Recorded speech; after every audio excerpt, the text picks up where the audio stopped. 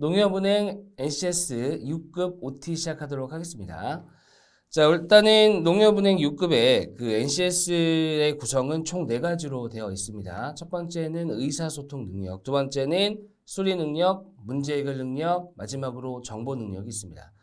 의사소통 능력 같은 경우는 우리 그 수험생 여러분들이 흔히 알고 계시는 독해라고 보시면 되는데, 이 의사소통 능력에는 총 하위 능력이 4가지가 있습니다. 물론 크게 보면 5가지인데 보통 마지막 기초 외국어 같은 경우는 잘 나오지 않기 때문에 앞에 4가지를 좀 보실 필요가 있습니다. 첫 번째는 문서 이해 능력이라고 해서 독해라고 보시면 됩니다.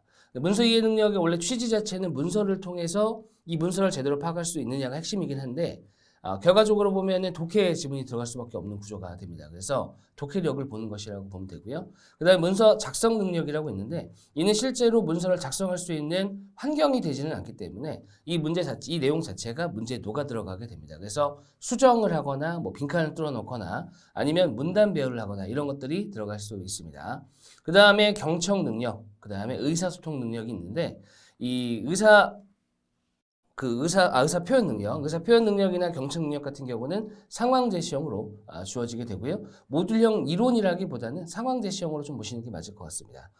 그 다음으로는 수리 능력인데, 수리 능력은 크게 기초 연산, 기초 통계, 문제, 그 다음에 문제에 또 나오는 그런 응용 계산 문제도 있고, 그 다음에 그 뒤에 나오게 되는 도표 분석이나 도표 작성 능력이 있는데, 이 도표 분석 작성 같은 경우는 역시 자료 해석이라고 해서 표나 그래프를 주고 그 내용에 맞게 해석을 하시오 또는 추론을 하시오 하는 문제 등이 등장하게 됩니다. 그 다음에 문제 해결 능력은 총 2가지로 구성이 되어 있는데, 첫 번째는 그 수험생 여러분들이 조금 어렵게 생각하시는 사고력이 있고요. 그 다음에 또 다른 파트는 문제 처리 능력이 있습니다. 사고력 파트는 나올 수 있는 범위가 사실 굉장히 다양한데, 명제라든지 논리 추론, 논리 게임이 나올 수가 있고요. 그 다음에 추론 형태도 나올 수 있습니다.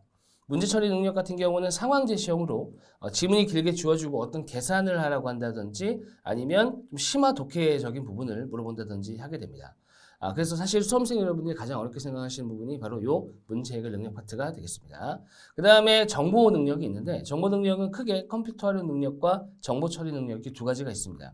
컴퓨터 활용 능력 같은 경우는 보통 통합에서 많이 나오는데, 실제로 어떤 우리가 흔히 쓰는 프로그램들이 있죠.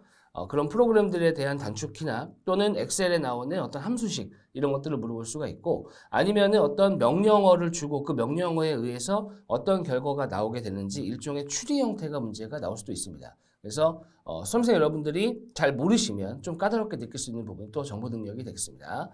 그렇게 4가지 영역으로 구성되어 있고요. 실제 문제를 좀 보시게 되면은 그 문제 자체는 우리가 기존에 어느 정도는, 다 그런 건 아니지만 봐왔던 문제들이기 때문에 어느 정도 단련을 하시게 되면은 실제 시험에서 무리 없게 볼 수 있을 거라고 생각이 됩니다. OT 강의는 여기서 마무리하도록 하겠습니다. 수고하셨습니다.